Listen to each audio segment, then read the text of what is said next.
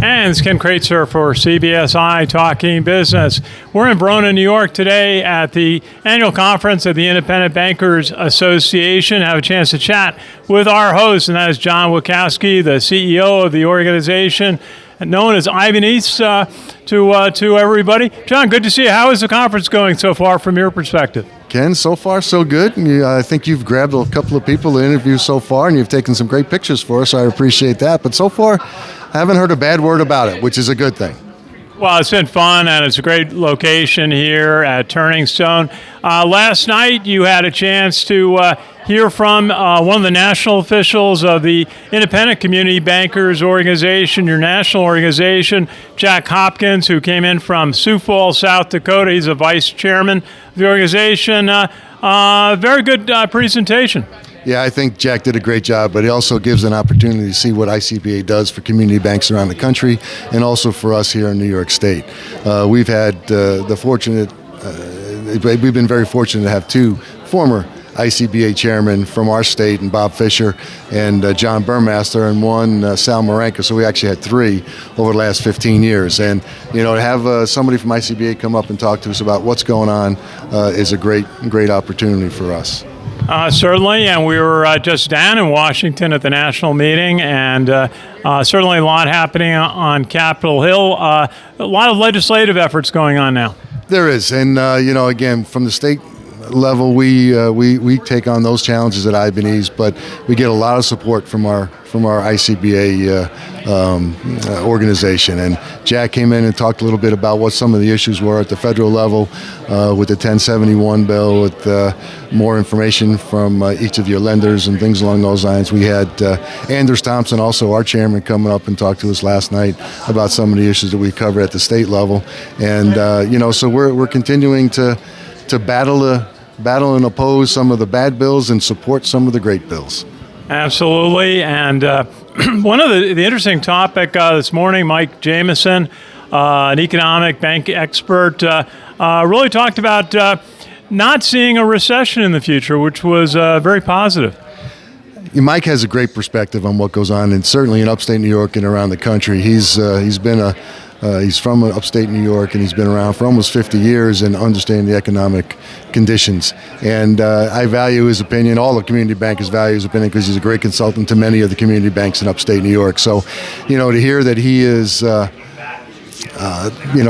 looking not to have a recession anytime soon is good.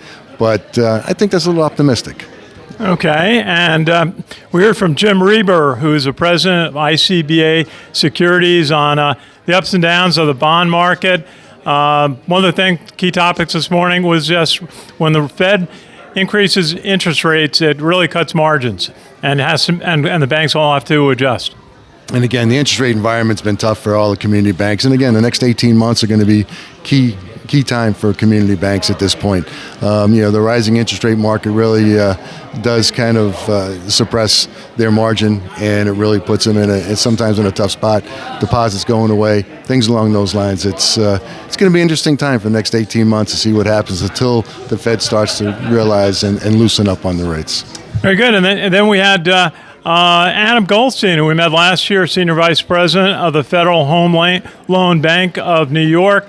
And he had a couple of his people on the panel. You had Jim Hall, and you had a representative of the real estate market. Yeah, we had Lisa Sacco as well, and Adam does a great job for Federal Home Loan Bank, and he's always come in. He always has a great presentation and does a great job for FHLB. Great support for this for many of the community banks he gets from the community banks. So it's important to have him. It's important for the banks to have a place to go and borrow some money for their banks. Absolutely. Lisa talked really about the lack of affordable housing, really on a national basis, and talked about some of the work that they're doing.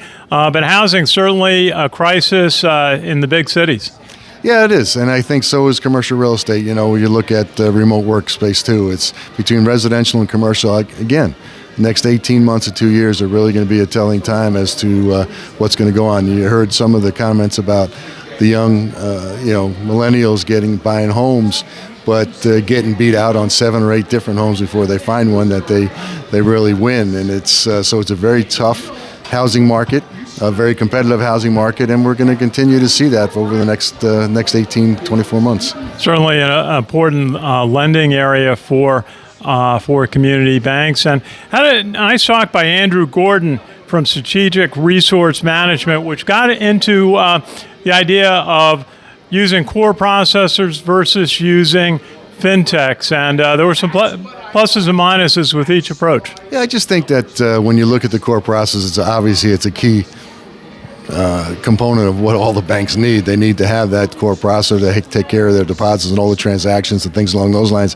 And sometimes the fintechs have better products and services that they can use. Sometimes the core takes a little bit longer to implement because they have the banks under contract. So it's an interesting dynamic, and it's an interesting place to be, because I think some of the banks would really like to do things quicker with fintechs, but with their core, it's not sometimes compatible.